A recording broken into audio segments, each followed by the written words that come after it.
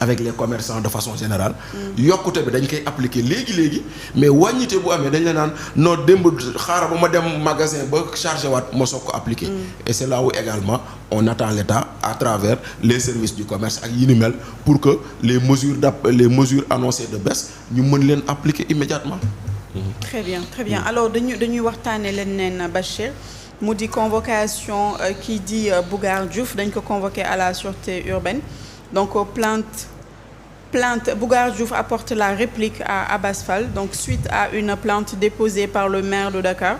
Monsieur Abass Fall concernant un article publié dans la presse par notre parti. J'ai reçu une convocation téléphonique de la sûreté urbaine pour demain. À partir de 10h, je tiens à préciser que l'article en question relève exclusivement de la communication officielle du parti politique légalement constitué, Union des Panafricains du Sénégal, JPS. En conséquence, je déposerai également une plainte contre monsieur Abass Fall pour action juridique abusive fondée sur un article émanant d'un parti politique légalement constitué, mise en cause individuelle injustifiée d'un document relevant d'une entité politique reconnue, imputation d'identité erronée et dénonciation inexacte dirigée à mon encontre. Ainsi, je porte plainte contre monsieur Abass Fall, maire de la ville de Dakar, Bougar Diouf, JPS. mbir mi xam nga nag Sénégal moom lu may wax toujours rek sénégalais bu jàpp ni nit daf ko wax loo xam ne waru ko koo wax wala nit daf ko def lu mu ko warta def c'est normal mu dem ca fa mu yaakaar ni fa lay amee dëgg ñu àtte ko foofu noonu donc Bougar am na lu mu wax Abass Fall d'accord aussi wala kontaanu ci mu dem porter ko plainte léegi Bougar na dem wuy ji loolu mooy justice loolu mooy démocratie loolu mooy état de droit bu demee wuy ji dinañ xool ndax dinañ ko ci topp wala dañuy abandonner les charges loolu lu ñëwagul la mais lii mooy lu normal waaye nag xam nga lan moo ci normalul quand c'est quelqu'un de l'État ou qui appartient à Pastef qui porte plainte dañuy yàkkamti instruire plainte bi mais quand c'est quelqu'un qui n'est pas de Pastef qui porte plainte ñu yéexal plainte bi man am naa ñetti plainte yuy nelaw cybersécurité yoo xam ne benn jógul bu ci bu ci gën a yàgg bi ça fait 15 mois 1 an 4 mois te kenn laalu ko donc c'est pour dire que loolu mooy loo xam ne dañ ko ci ñaawlu la police les forces de défense et de sécurité la justice dafa war a tëddee njaaxaanaay tey jii mënoo ne yaa ngi toppee Badara Gadiaga atteinte à la sûreté de l'État diffusion de fausses nouvelles nga yóbbu ko instruction nga bëgg ne Pape Sané da nga koy atte flagrant délit yaa ngi dégg mënoo ne da ngay toppee Lamine Daaro propos contraires aux bonnes mœurs nga yóbbu ko flagrant délit pendant que Abdou Nguer da nga ko jël yóbbu ko instruction voilà gis nga ci traitement boobu noonu ngay comprendre ni ñu bokk Pastef lu leen neex wax ku bokkul Pastef attention à ce que tu dis ñun suñu classe gi chaque fois qu'on sort pour parler na nga def ndànk na nga moytu pourquoi ñu war a moytu wax sa xalaat ci réew dañ koy tere lu tax keneen bu waxee xalaatam même bu réyee sax ñu kii ko ana ñu fi saaga woon suñu sëriñ si ana ñu fi saaga woon pëli kan moo leen topp du ñu ngi seen kër topp maintenant aujourd'hui imagine man ma taxaw ma saaga woon joolaay wala ma saaga woon séeréer yi dañ may jël si donc voilà le drame maintenant Bougar dafa war a dem wuy ji il répondra mais aussi sunu policiers yi sunu procureur na xam ni il n'est pas le procureur de Pastef dafa war a xam ni il est le procureur de la République et de tous les citoyens na yemale citoyens yépp citoyen bii porte plainte contre un militant de Pastef na si jël les mêmes diligences que bu mu nekk di jël nii sur le cas Bougar ndaxte plainte Abass Fall bi ak du kii bi yàggul mais man sama plainte ça fait 1 an mu ngi foofu tëdd ci bureau procureur boobu musuñu ma see woo musuñu see def sax woo ma sax auditionné ma et pourtant les numéros de dossier sont là-bas bu moo yénne woon sama kii bi génn ma tagal leen ko fi et donc voilà le problème oui alors yaa ngi koy tudd sànq mu di Madiambal Diagne moom doomam Serigne Saliou Diagne gannaaw bañ ko libéré dafa bind benn lettre non seulement mi ngi remercier di jaajëfal ñi nga xamante ni ñoom ñoo ko doon soutenir durant jour yi mi nekkoon ci ay tolof-tolof mais Bachir li ñu gën a mën a retenir ci lettre boobu mooy que Serigne Saliou Diagne moom li muy dund moment bi mook famille am waajuramu góor di ko dund moom persécution la ko tuddee ban appréciation nga ci. mais mënut a nekk leneen lu dul persécution. ndaxte benn. Madiambal Diagne dafay génn di tukki. dem ba aéroport. waaw joxe passeport am ñu ne ko jàllal. mu demaat deuxième point bi joxewaat passeport am ñu ne ko jàllal mu toog di xaar avion ñëw ñu ne ko yow est-ce que war nga voyager ñëwal mais kiy jàllale kiy joxe passeport ñu koy jàllale. si le passeport était frappé d'une interdiction doo jàll. si n'est-ce pas terewul tere nañ ko mu tukki jox nañ ko convocation ñëw nañ këram fekk jabaram ci kaw lalam tëdd feebar ñu nguufaan ko yóbbu. kii di wax ni Serigne Saliou Diagne sa fa ñuy liggéeyee la ko policiers yi ñoo fekk mu ne leen yéen lu ngeen fiy def mu ne dañuy seet Madiambal mu ne indi leen mandat mu ubbil leen ngeen dugg xool mu woo commissaire bi wax ak moom mu ubbil leen ñooñu wër gisuñu Serigne Saliou gis di génn mu gis ni buy génn policiers yi dañ koy topp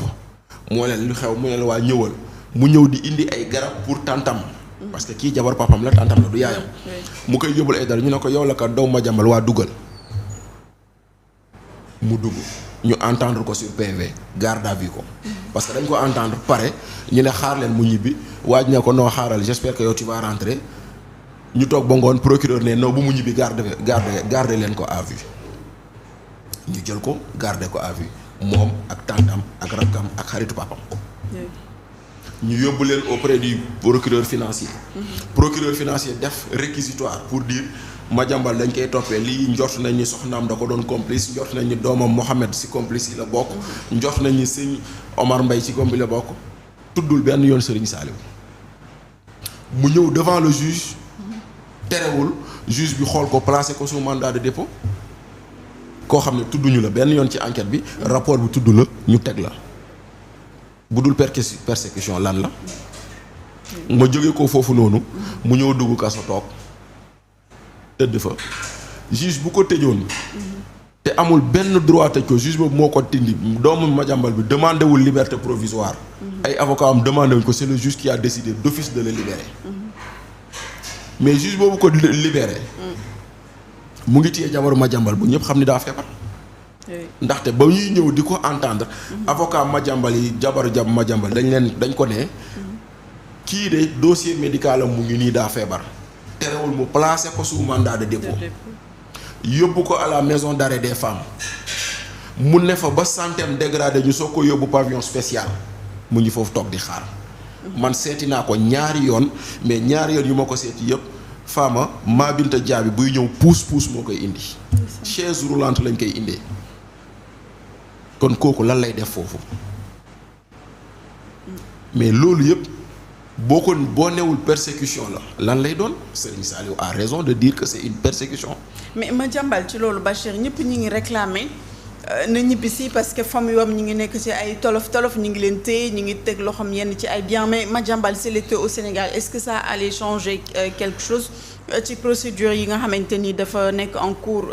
à l'encontre de sa femme et ses enfants. man bokk naa si ñi nga xam ne ba Madiambal demee dama ko wone ko grand mu ne ko bul ñëw man bokk naa si ñu ko wax bul ñëw. ñu ko ne bul ñibbisi. ma ne ko boo ñibbisee on t'enfermera comme tes enfants et tu pourras pas te battre pour ta famille. ndaxte tey jii plus dossier bi di avancer plus on se rend compte que c'est de l'acharnement et de la persécution. Maintenant ceux qui disent que Madiambal dafa war a ñëw. mais c'est ceux-là qui avaient encouragé Ngagne Demba Touré à fuir ce pays.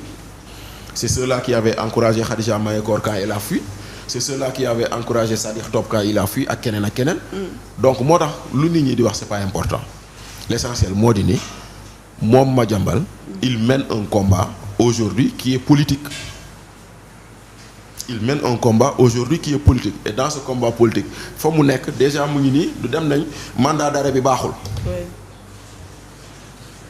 parax yàkkamti bëgg a tëj nit ba dem def mandat d'arrêt bu baaxul ñu leen di laaj ay compléments d'information bu ñu ko joxewul Madiambal du ñibbisi. maintenant bu naree ñibbisi bu ñibbisee il viendra répondre de ses actes mais ci luñ koy toppee da leen a wax lu leer bàyyi leen sama njaboot ma wuy si leen parce que sama njaboot taxewuñu laalewuñu man maa nekkoon su SCI Pharaon man la maa doon signé kayit yi kon lu fa am man la samay njaboot kenn laa tax ko si kenn laalu si. bu ngeen amee lu ngeen may toppee leen ma ko mais d'ailleurs sax lan lañ koy toppee une entreprise qui vient gagner un marché au Sénégal qui travaille avec 47 xaw ma 48 sous-traitants et prestataires benn kott nga si topp nee ko da nga koy kii xam nga loolu mooy loolu caractère politique de la démarche. loolu moo lay won ni démarche bi dafa tax suuf. lu mel noonu moo dal Farba Ngom ak Tahirou Sarr. oui. ñëpp Tahirou Sarr jëflanteel ñëpp lu tax Farba rek lañ ci topp. oui. lu tax Farba rek lañ ci topp alors que Tahirou Sarr dafay jëflanteeg ñëpp ci ay dossiers yu mel noonu. lu tax toppeewuñu ñooñu blanchiment nu ñu ko toppee Farba. c'est-à-dire que rek quelque part moytandiku. la ñu Ousmane Sonko diggoon ci ay menaces envers des personnes. justice bi di ko appliquer. parce que Ousmane moo ne woon Lat Diop bu ngeen ko falee maire dinañ ko tëj kaso. Lat Diop dugg na kaso. moo dem ba Ndar ne Mansour Faye ñetti yoon doo rëcc. Mansour Faye jàpp nañ ko. moo doon Farba Ngom bi mooy élection bu mujj ñu jàpp Farba Ngom. xam nañ ne Ousmane Sonko Madiambal Diagne bokkul si ñi nga xam ne ñii moom dinañ tegante loxo. Moustapha Diop naka noonu kon nag aujourd'hui il ne faudrait pas que suñu procureurs yi ñu jël ay dossiers di ko monter contre des gens et des dossiers vides pour attaquer des gens yoo xam ne da ngay dem ba ci biir tu te rends compte que tu as rendu ridicule l'institution judiciaire mooy maanaam toppee nga nit lu warta woon topp yàq nga deram tilimal nga ko saltal nga ko pour finalement dire deful dara ana Mansour Faye ak coow li nu mu fi réyee woon. ana tey Moustapha Diop fournisseurs yi ñoo ñëw seetal ko sur les 930 millions yu ñu naan dañ ko luubal. justifié nañ ba mu des équivalent de 12 millions. xam nga 12 millions yi lan la. ay masques non distribués yoo xam ne ñu ne boo demee xaw ma ci ban agence bu bokkoon ci ministère de l'industrie masques yaa ngi foofu tëdd. kon léegi anam loo koy toppee Daesh bu si ñëwoon affaire bi may nañ ko liberté provisoire. ak Ndeye Saly Dieng aussi. ana Ndeye Saly Dieng nga tuuma ko fi yuuxu di ko toppee ñaari climatiseur tu t'imagines que une ministre tu vas l'amener assemblée nationale dajale fa ay député ñuy toog yendu journée di naan ministre dañ koy toppee dafa sàcc suñu ñaari climatiseur nga ñëw tey gis nga ni waa ji gagné woon marché nee na man xaw ma sax kuy Ndeye Saly mosuma kaa gis dañ maa commandé ma livré fay naa leen affaire yaa ngi nii facture yaa ngi nii kon léegi lu fi jaroon yàq der boobu ana Sophie Gladima nga toppee ko ne dafa luubal alal joo xam ne bañ koy wër xaalis baa ngi caisse de dépôt et consignation parce que nit moo gagné marché bi mu doon équipement ak construction mu jënd équipement yi toog muy xaar ñu jébbal ko bërëb bu mu war a tabax jébbal buñ ko bërëb bu ñu war a tabax waa ministère de l'industrie ñoom ñu ne pour ne pas perdre les crédits kaay leen ñu fay ko mu defal ñu avoir mooy faama yaa ma yoreel kooku yoreel leen jël xaalis bi dem teg ko caisse de dépôt ne leen saa yoo leen ma wonee fu may tabax ma dem jëli xaalis bi ñëw tabax te pourtant ñu ne xaalis boobu la ñu détourné alors que ñoom xam nañ ni nit ki nee na leen man fay nañ ma xaalis bi teg naa ko caisse de dépôt ñoom ñoo ma joxul fu may tabax moo tax gisagoo leen tabax bi kon ana détournement foofu et pourtant terewul jël nañ dossier bi yóbbu nañ assemblée dajal nañ ay député voté nañ résolution jàpp nañ si nit tëj nañ ko finalement bàyyi nañ ko.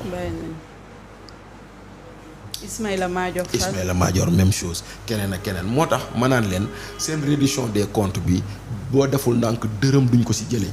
ndaxte ñi ñuy topp ñëpp dañ leen di topp sur la base de fausses accusations yi nga xam ne clameur populaire kese moo ko toppoon mais dëgg amu ci.